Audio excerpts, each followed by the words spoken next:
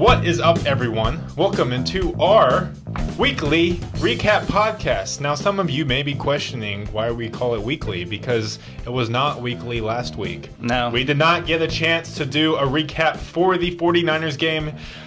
We were also extremely depressed for that one, so I apologize.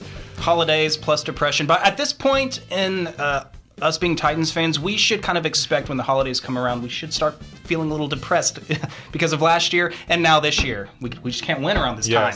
I will have to say that this year is not as depressing as last year, but yes, when the holidays come, so do the losses. Yes. Luckily, that wasn't any players we lost. Okay, first off, we want to congratulate our fantasy football winners. Thank you, everyone who participated in both of our leagues. We did a free league, and we also did a buy-in league.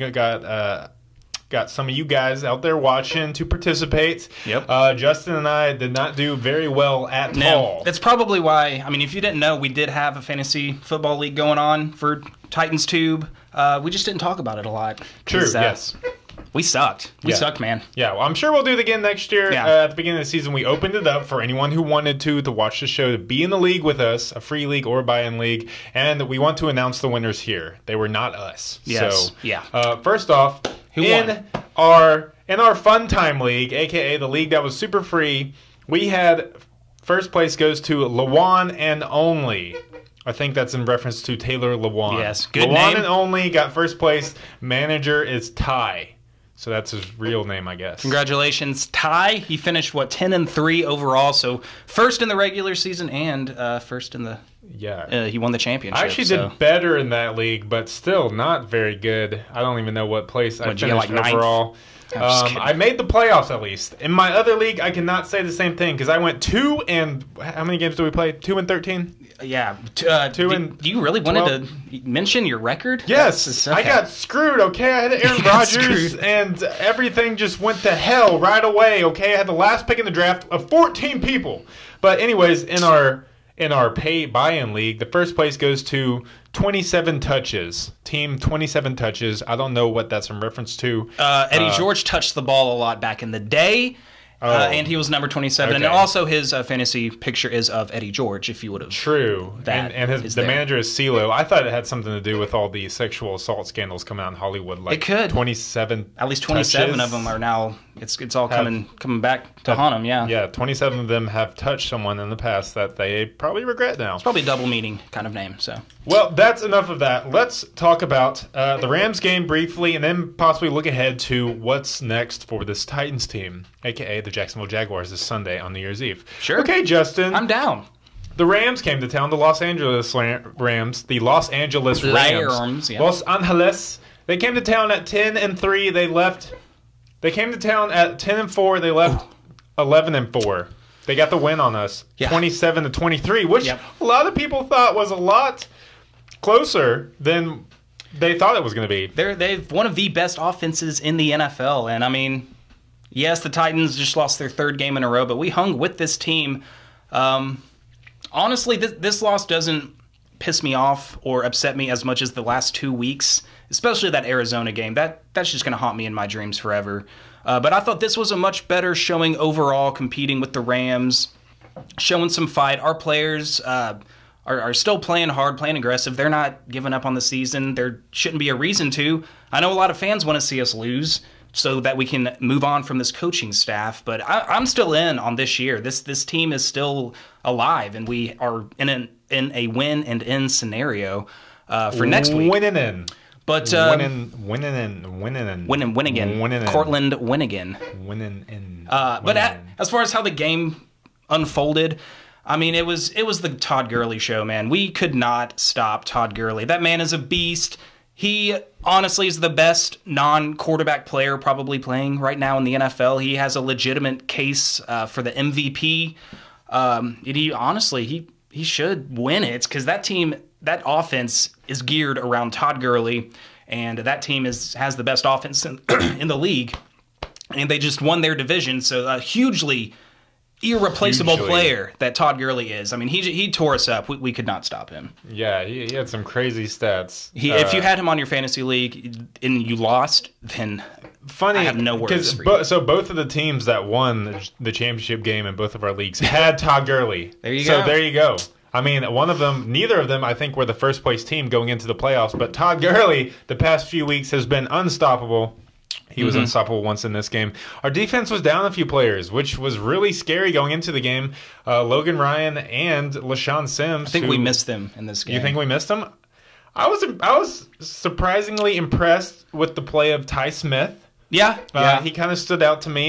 He held his own. I thought he got off to a slow start, but by the end of the game, I thought, man, he played pretty well. He played what we needed him to do. Yeah, for He sure. did what we needed him to do. He definitely showed up, and yeah, whenever there were bad plays happening, I mean, it wasn't like him or his fault as far as pass coverage goes, but I'm more talking about like Bryce McCain and that bad pass interference call. He just looked lost, and it was like a 30-yard pass interference, and I forgot, did they end up scoring a touchdown on that drive? I think, on his guy next time to Cooper Kupp. Yeah. Every time Cooper Kupp caught the ball, Bryce McCain was always like 5 or 6 yards around, like behind him or something.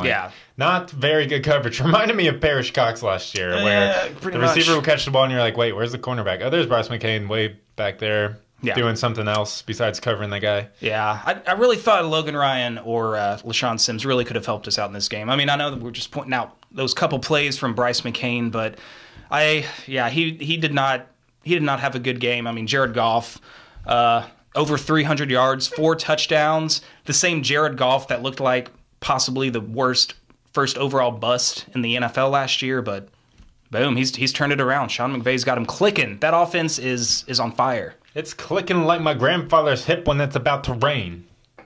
Clicking hip and rain. Clicking hip and rain. Yep. Okay, I'm gonna leave that one alone. Do it. Yeah, but I think our defense played well for the most part, considering this was the best offense in the NFL. They even gave us a touchdown. The defense scores its first touchdown of the season, its first non-offensive touchdown of the season. Special teams hadn't scored their first the Titans. The team's first non-offensive touchdown. Okay. So that really gave us a boost. That honestly, if you look at the score, that kept us in this game. Our offense only matched it with 1 touchdown themselves. And if we could gain, I don't know, half a yard on that first drive or second drive, possibly could have won that game. But we can't cash in the red zone. Like I said in the preview video, we got to convert the field goals into touchdowns if we want to beat the Rams, and we just could not do that enough. Offense stalling, had its good moments. You know, I do want to give a shout out to Corey Davis. This was easily his best game as a pro, looking more like the 5th overall pick that we drafted. And hopefully it's a sign of things to come. Hopefully things are starting to click for Corey Davis, because he can still do things that none of our other receivers can. And I think he can really put the passing offense, to another level if we utilize him, Robisky. Shots fired. Bam. Mariota had a bad turnover early on. What's new? That's unfortunately, I mean, it's just one of those, again, a questionable throw. Why are you throwing that pass into double coverage? And if that one guy didn't intercept it, the other guy behind him probably would have. If you go back and watch the replay, not a good decision. But other than that, I thought Mariota played a pretty good game. Not his worst at all by far. I thought Mariota kind of kept us in this game. Cut me off at any point. I'm just kind of rambling. I you like saw all what these the no thoughts. huddle. You saw what the no huddle did to our offense. We're starting to move the ball when Mariota was calling the shots, which should be very telling of. I hope the coaches are seeing this and like, okay, we need to center this offense around Mariota, his strengths, going more no huddle, and with DeMarco Murray going down with injury, maybe the offense will be forced to have Mariota pass the ball more. So, I mean. Remember the Monday Night Football game against the Colts? Mariota was coming back, hobbled from injury. So the game plan was to have Mariota sit in the pocket, win the game through the air with him back in the pocket, throwing passes. And he had like the best game of the season doing that. So if you force the coach's hand and they change their scheme and game plan, maybe that's better for the offense. Maybe, but maybe not. I'm just a fan. I don't really understand a lot of the coaching and football schemes. But I don't know. That's what I saw. That's my initial thoughts. What did you see? you look at the stat sheet, it was kind of an even game. Yeah, it seemed very even. I mean, we had the big play on defense that gave us a touchdown to keep it close. You take away their 80-yard touchdown to Todd Gurley, and that's where a lot of their yardage and stuff like that came from. So that 80-yard touchdown hurt. That definitely hurt. I gotta give props to our defense. I walked away from that being like, man, everyone was projecting this Rams offense, especially when we heard Logan Ryan and LaShawn Sims was out, to put up like 50 points on us like the Texans did. And honestly, though they had their moments and big mistakes, mainly that 80-yard touchdown to Todd Gurley, and just Todd Gurley, like you said in general, could not cover the screenplay worth a flip. Yeah. Don't know how he missed that one in preparation for the game, LeBeau and Malarkey, because if you watch the Rams play, you watch them throw screenplays to Todd Gurley every other play. I was listening to Midday 180 actually today, and they were talking about how after practices throughout the week, Malarkey was saying, Todd Gurley is lethal in the screen game, so we've been working on trying to shut him down. It didn't work. Whatever y'all were trying to do to shut it down, because that lit us up all game long. I mean, he had 10 catches for 158 yards and 2 touchdowns. So going into the game, they were trying to game plan to stop that specific thing from happening. I don't know. Based on, I don't know if that speaks more to how good Todd Gurley is right now and how good Sean McVay is at like utilizing him into the open field, like getting him space into the open field where he's lethal, or if that just speaks how poorly our coaches are when they know what's coming, they cannot prepare our team to combat that efficiently. Yeah. Because he ripped this defense. But outside of him, I thought they played really well, especially without down 2 of our best secondary players. So they made enough plays for us to win the game. It was on the offensive side of the ball for me, where once again we blew it. I mean, it came down to a final drive that we needed. And in past games this year, we have gotten that final drive and cashed in and done it. We couldn't get it done against Arizona that way. We couldn't get it done against the Rams. We did it against San Francisco. Too early. Yeah, but too early when we had a chance to pick up a first down and drain that clock all the way to 1 second to win the game. But left too much time on the clock there. Could not get that final drive to go for us this game. Even before that, they had blown too many chances, left too many points on the board before that final drive. Yep. I mean, take away the defensive touchdown, and we're down, what? We're down 11 at that point. Yeah. 2 possessions. So the offense was could not put points on the board, like you said. We're settling for field goals. We get a first and goal on the 1 after a pass interference call in the end zone, and we can't get it in. We immediately have a false start by Luke Stalker, and then a sack, and all of a sudden it's 3rd and goal at like the 8 or 9. I'm like, this is the most Titans thing ever. I've been watching this happen for like the last 10 years. This is why we haven't made the playoffs, because we do crap like this. Yeah. So infuriating, especially against a good team. We knew, all the fans know that we can't settle for field goals. And we got people like Derrick Henry and DeMarco Murray in the backfield. We can't be making mistakes late in the year like that, especially against good teams. Yeah, agreed. As far as Mariota played, that interception was so bad.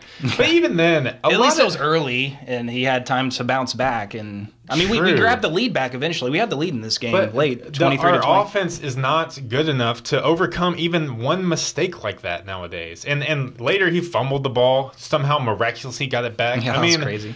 This game could have easily turned poorly. But like I said, I think our defense kept us around, made enough plays to give our offensive chance. Our offense just couldn't get it done.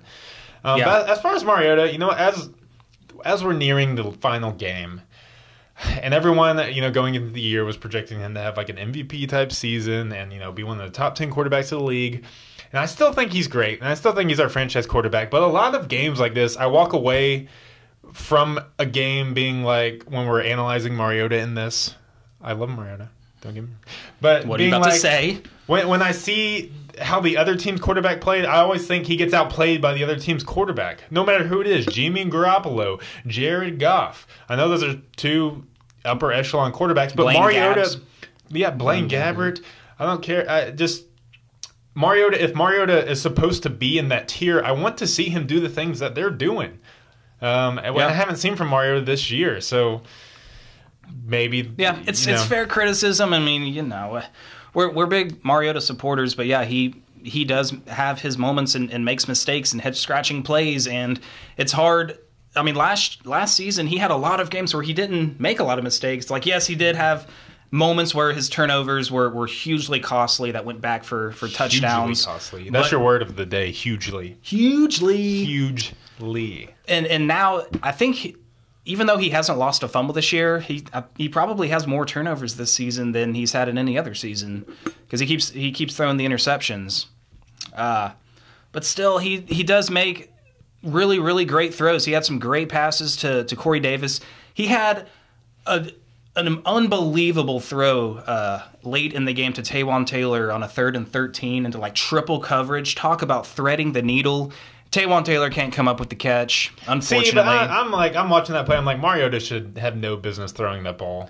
Trying to fit it into that window with either Taywan Taylor catches it and gets killed immediately and probably drops it, or it gets picked off, worst case scenario. I know we're a little desperate at that point, but I don't think Mariota should throw that ball. I would rather see that ball thrown than to throw a ball 5 yards down the field and then be tackled 4 yards short of the first down. I'm glad we threw it past the sticks because I've seen too many times where we run a play that's short of the sticks, counting on the run after catch, and it doesn't happen. But the play was there, and Mariota made the throw, but Taywan Taylor couldn't hold up his end and dropped it. That plays into what we've been saying all year. To when it comes down to crunch time or a clutch 3rd down and long, and the whole offense and the whole team is asking Mariota to make these incredible plays to dig us out of the hole that we've dug ourselves in by either poor execution or poor play calling.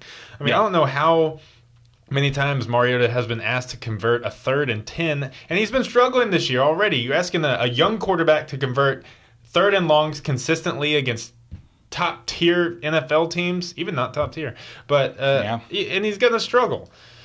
Yeah. So I just feel like even that throw is just like, why can we not scheme something else to get someone else open rather than having to make Mariota. That's his new name, Mariota drop a dime in between triple coverage to a rookie wide receiver. Make those Delaney Walker type throws in that Colts game where he threw between like 4 different guys. Yes. Like asking him to do things like that is just putting a lot on him. You ask any young quarterback to do that enough a game, and they're going to make the same mistakes Mariota has. But regardless of play calling or coaching or offensive scheme, by this week, and into the career, Mariota really needs to start elevating his game, in my eyes, to the player we see him as. We see the potential he has, but he needs to get there, and I think he needs some help from the staff. But I think a lot of it falls on his shoulders too, in my mind. I hope that criticism is I think it's fair. Received. Yeah, but some of the criticism that people do throw on him is not fair. I've seen Titans fans thinking we need to move on from Mariota, which is pretty ridiculous to me. I mean, the guy makes quality NFL throws every single game. It's just a matter of being consistent with that and not forcing it too much. And making those bad throws and bad turnovers. Yeah, I also think he has probably the worst pocket presence, he needs to work on or that. pocket movement I've seen out of almost any quarterback in the league right now. When the pocket even shows signs of collapsing, it looks like every step he makes is in the wrong direction. It's the worst possible direction he could be. It's moving. Like, oh my God, you stepped right. Can you not see the guy getting free from the block right there? And then running backwards. How many times does he run backwards when the pocket collapses and we lose 5 more yards on a sack than we would have? But then he can still do great things like he did against Rams, and that one time he did escape the pocket and ran up the sideline for like 15-something yards or whatever. If he has a straightforward lane, that's when he can utilize the speed and really kill defenses. But if you want him to move from side to side, make defenders miss, that's not what he's going to do. He needs to work on like staying calm when the pocket's collapsing and being aware of where he needs to step into, because he can give himself a lot more time back there if he's able to navigate the pocket better. Yeah, I think that's a main criticism I see of him. Yeah. No issue with that. Yeah. With that stance. Can we just discuss that one final play? What is David Fluellen doing? Splitting out wide to the right. I watched that play back on replay a few times, and I mean the play looked like it was designed to go that way. He ran up a few steps and then crossed back to the left, and the defensive back or whoever it was just knocked him off his route, and he I don't know what the play call was, but it didn't look like he executed what he was supposed to do very well. And him being on the field at all, why are we putting our third-string running back out there? I know DeMarco Murray was hurt at that time, but you've got Taywan Taylor on the bench, our fastest receiver, because on that route, Fluellen, got bumped, got knocked off his route, wasn't getting any separation at all. Or I don't know if his job was just to kind of move the defender in that direction, Clear and it we're out. supposed Clear to out clear that out. Maybe that's what he was supposed to do, but even so, that we shouldn't even have him on the field, and we should run a different play in my eyes. Because how many snaps has he played this season? Not including special teams. I think that was his one snap to play this game on offense anyways, not counting special teams. That was his one snap. But would you rather have David Fluellen on a 4th down to seal the game or Adoree Jackson? I would rather Adoree Jackson, honestly. Yeah. I mean, if Adoree Jackson did what David Fluellen did and, cut across, he's fast enough to get separation. Adoree Jackson should be able to get separation from anybody. But again, I don't know what the play call was. That's a good point, though. I don't want to see either of them. Put in Taywan Taylor, one of our receivers, or a Jonnu Smith, or somebody that is used to playing on offense and has a feel for the game flow and what have you. It seems really desperate. We talked about it after the Arizona game when it came down to that 4th and long, and they put Adoree Jackson in his first snap of the game to try and convert, to give us a chance. And then once again, David Fluellen on the critical 4th and 4 to seal the game. Why? His first snap of the game is the most important on 4th and 4, and that's when you bring him in. Yeah. So don't get it. Yeah, maybe he was. If he was just a decoy, I don't get the play call. Then I think on a 4th and 4, everyone needs to be a legitimate target and let Mariota make the read. Don't scheme a play to take away a few of your receivers just to try and get one guy open. Because if that guy's covered, then Mariota's stuck, which he basically was. Yeah. Just trying to pedal backwards and throw it up in the air while he's getting sacked. Yeah, because you can see when it's panic time, then Mariota doesn't make a good play. He panics. When it's panic time, he panics. Well said. Other than that, run game never really got going. Once again, when we see that happen, the offense stalls. Corey Davis, like you said, great game. Eric Decker showing up. I thought it was one of Eric Decker's better games of the year. Maybe the receivers are coming around. Can we not sense the tide turning in this offense? We need to start passing the football first. Pass first offense. First. But yeah, I like what our receivers were doing, especially those two guys. Yeah, Rashard Matthews. I don't think we threw him the ball enough. Honestly, he. Whoa, sorry. Phones are blown up. Get out of here, Paul. We're super. Kaharski, we don't want to talk to you right now. He keeps wanting to hang out with us, and it's like, sorry, Paul, we don't have time to be your friend. We've got shows of our own to do. Paul, Jesus, man, I can't buy you a beer every day of the week. Gosh, seriously, dude. Man, take some responsibility. Joking aside, what was I talking about? The receivers. The receivers playing well. I thought Rashard Matthews, he made plays. He made 2 plays. He had 2 catches, both big plays for us. And then it seemed like we didn't really get him involved enough in the offense. And at this point, he's got the best chemistry with Mariota for as far as our receivers go, and he still needs to be a primary target for us. But looking at it, 4 targets. Eric Decker and Corey Davis both doubled him in targets, which is okay because they did deliver. But yeah. So they did. If they hadn't delivered, if our passing game hadn't done, produced as well as it did, then you're looking at Delaney Walker with only 3 catches, Rashard Matthews with only 2, and being like, what are we doing? Yeah. What are we doing? But it's Corey interesting. Davis and Eric Decker stepped up. Yeah, both Matthews and Delaney Walker, our 2 leading receivers that have been our leaders throughout the season, kind of took a back seat and let Decker and Davis do some work. So it was kind of refreshing to see some other offensive players make plays for us. But at this point in the year, the offense just looks completely lost to me. Anything that works, it's just because, it seems like a fluke almost. Anything that doesn't work, I'm like, okay, we've run the first down zone draw play 70 times this year, and we've only gained like 15 yards out of it. You think by this point we'd try to do something different, man, I don't have a lot of hope in our offense right now. I don't, and I know a lot of people don't either. But there's still hope for the team. There is still hope for the team, and we have talent. We have talent on this team. It's just putting it all together, like the Rams put it together, like the Jaguars. And Blake Bortles has played some really good games this year and put it together. I mean, he's like the top-rated quarterback in the month of December. And we are like... That is an anomaly. And our team and Mariota is like the exact opposite of what the Jaguars are doing. We are 0-3 in our last 3 games. Playing our worst football in the most important month. Yeah. What does that say about the team as a whole? You come down the final stretch. You're 8-4. The playoffs, the division is almost... The playoffs are almost being handed to you. The division is yours for the taking. And in the most critical stretch run of the year against a pretty weak schedule. Yeah. Going against those, NFC West teams, you blow it again and again and again. Who does that fall on? Everyone? Or does it fall on more Malarkey not being able to prepare his team for a playoff run down the stretch? I mean, I feel like you look at the top tier teams of the league the past 15 years, like the Ravens and the Steelers and the Patriots and the Packers and the Seahawks. They play their best ball of the year come December. So they can play in January. The Titans are doing the exact opposite.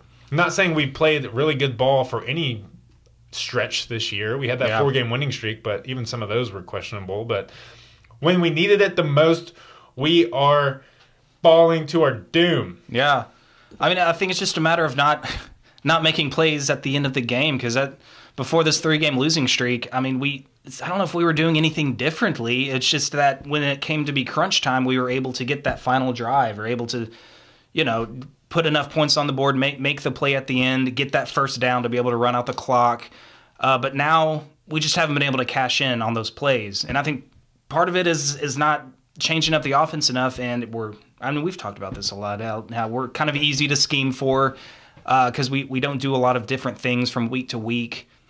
I feel like I could go to any other coach in the NFL, if they're about to play the Titans next week, and tell them exactly what they need to do to stop this Titans offense. And I don't think our coaches would be able to adapt to whatever I told them to stop it. Me as a fan who's never coached football, I could just be like, oh yeah, just stop our run game, get a little pressure on Mariota, attack our corners, especially if Logan Ryan and Peeps aren't out. Yeah, for sure.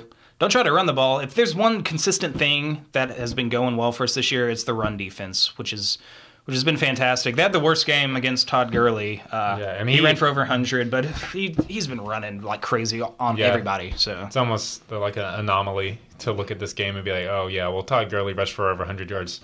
Well, we're lucky because there was a few of those runs where he almost broke it the distance. I remember one specifically, Ty Smith had a touchdown saving tackle, and it was only 8 yards from the line of scrimmage, but there was only Kevin Byard back there. Yeah, he was gaining steam. He was going to run. And as we saw on that 80-yard screenplay, when he gains that steam, he's impossible to stop. It's a locomotive. Yeah, I don't really have any more to say on this game. A lot's been said. I think at this point, it's another loss, third loss in a row. We're looking ahead. Yeah, we're going to look ahead now. If there is one positive thing, and there's nothing positive about a 3-game losing streak, is that they're all to NFC opponents. So tying an AFC team in the AFC in regards to the playoffs is okay for tiebreakers. So we have a better conference record than the Bills. We have a better conference record, I think. Well, no, not than the Chargers. I was about to say Raiders. Chargers. Then the Chargers. Not the Ravens. Finishing with the same record as those guys, we'll win that tiebreaker. So if you're looking for any positive in a 3-game losing streak, which is rarely any, NFC opponents, that doesn't really affect our tie-breaking scenarios. Yeah, we were 8-4. We had really good chances at the playoffs. We've lost our last 3. We still have really good chances at the playoffs. How is that possible? I don't know. That's the AFC this year. Yeah, I know we're not going to talk about a few things like the onside kick missed call. The ref sucks, but all that's been said and done. I think we just need to start looking ahead. Yeah, it's in the past. Refs have been inconsistent all year. We get screwed by calls by the refs every single game.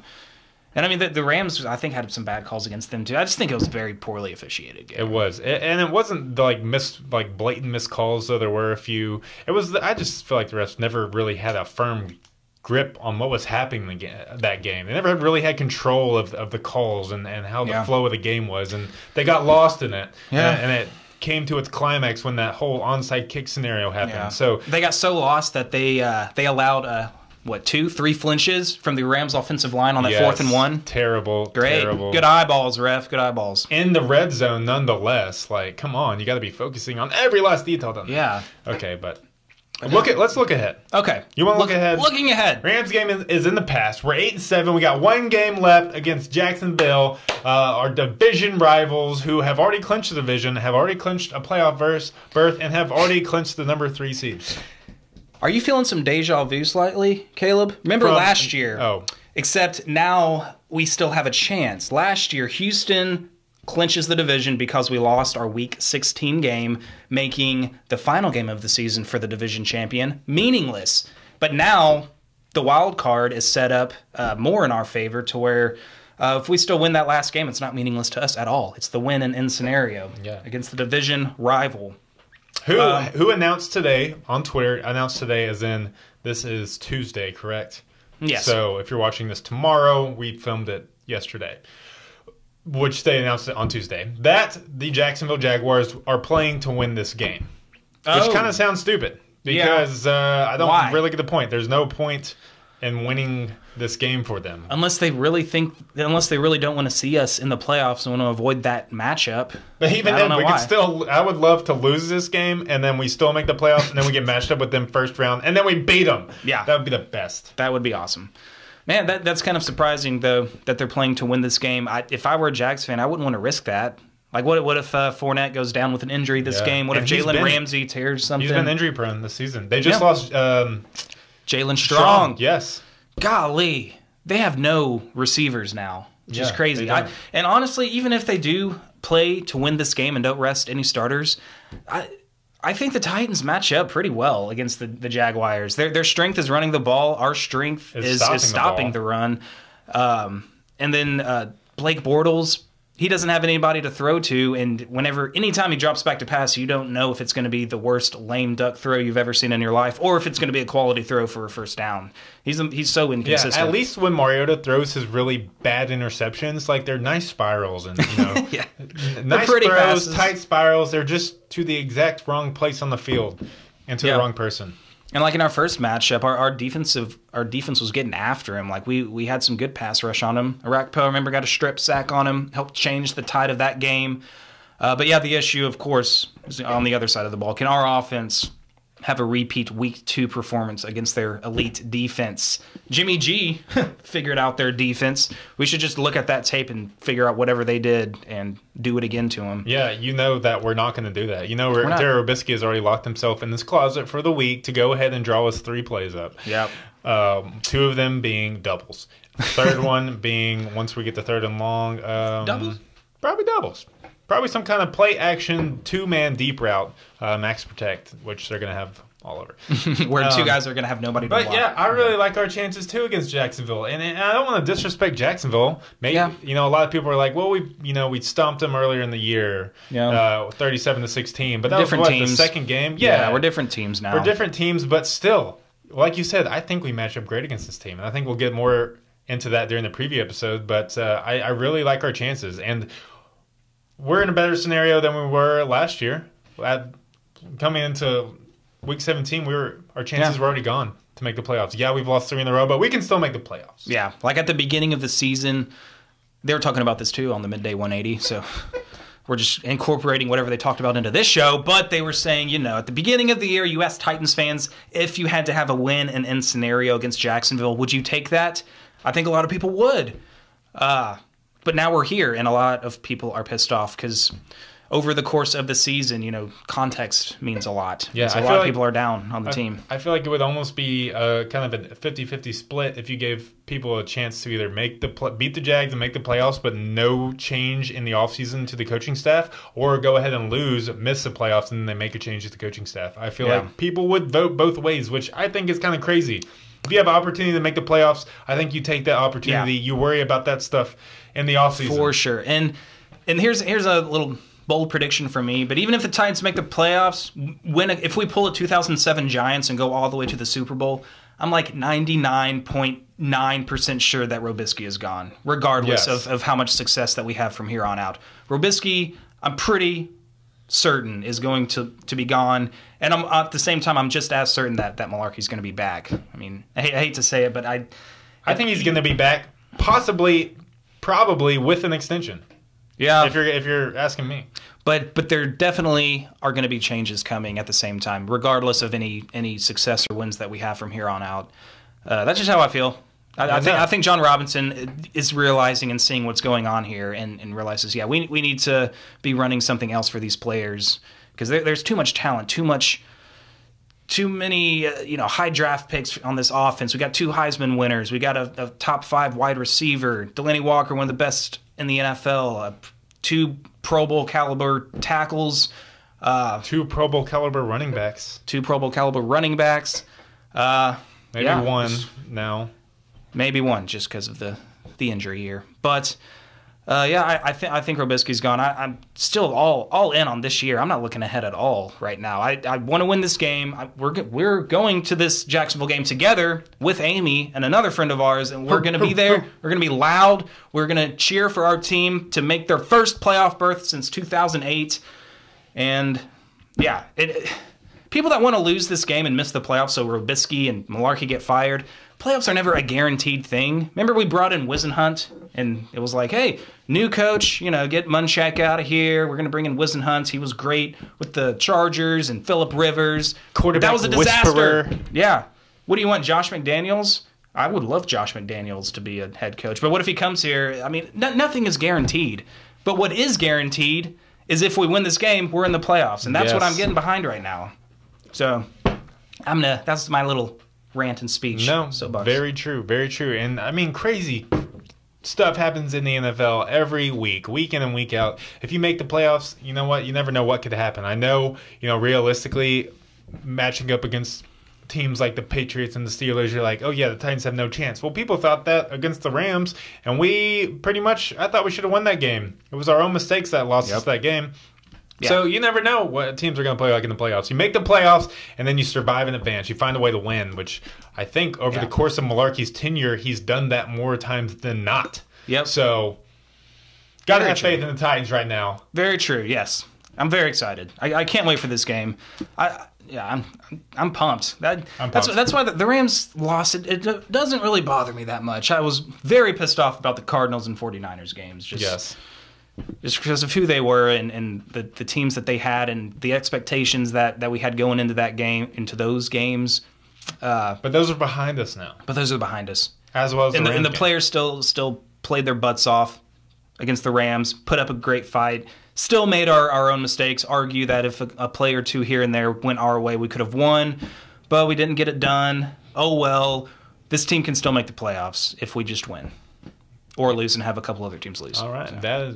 I got nothing after that, man. Peace out, y'all. Whoa, okay, that was an abrupt ending. Go Titans. Yeah, let's. We'll have a preview up too. Break down this Jags matchup again. Yeah. We'll wrap this one up. Thank you all for listening. I know we didn't hit on a lot of things about the Rams and Titans game, but we're a few days late because of Christmas and stuff like that. We're still busy. We got things to do, so maybe rushing this is part of that as well. Part of that. But anyways, yes, we hope to see you at the game this Sunday. Come on, move to as prime time as you can get for NFL games this New Year's Eve. I do want to ask you, though, before we leave. Ask me? Because this has been brought up.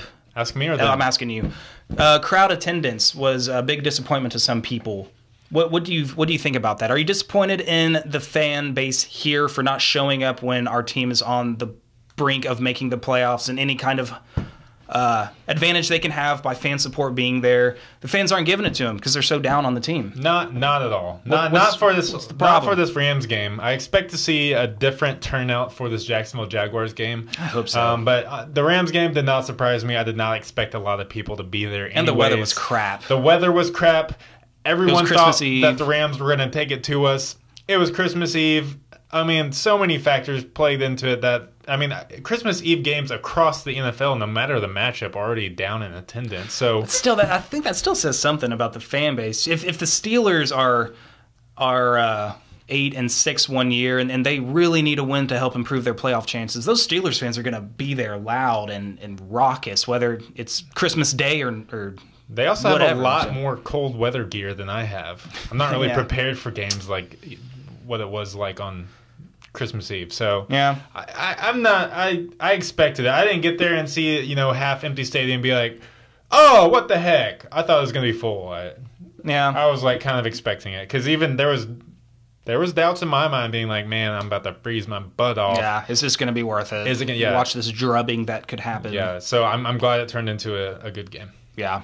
For sure. All right, cool. Want to get yeah. your take on that because I know people have been talking about that. Now, if we come out on New Year's Eve and the stadium's like still like it was against the Rams, like half full, I will be pretty mad because this game, a division rival, I mean, basically a playoff game. This is basically a playoff game. We are in the playoffs now, so to speak. I mean, it's win or go home from this point forward. Yeah, I expect a good crowd. If I don't see that, then I'll have a different reaction on our next recap video. So stay tuned for that. Make sure you subscribe and like and comment, or then tighten up. Tighten up.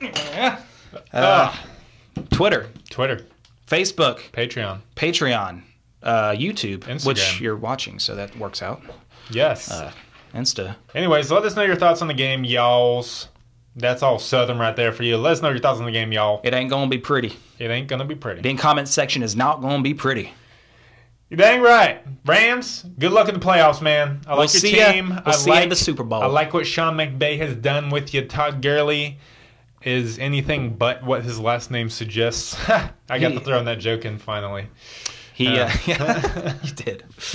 He's quite manly, if you ask me. So yeah, maybe you should try to change that. All right, cool. I'm good. I'm good with that. Tighten up. Peace out.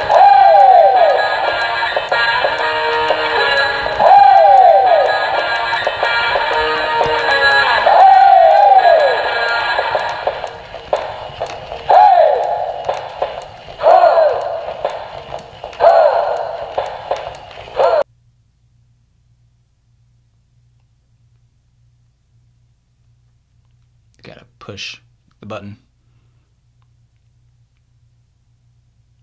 Oh.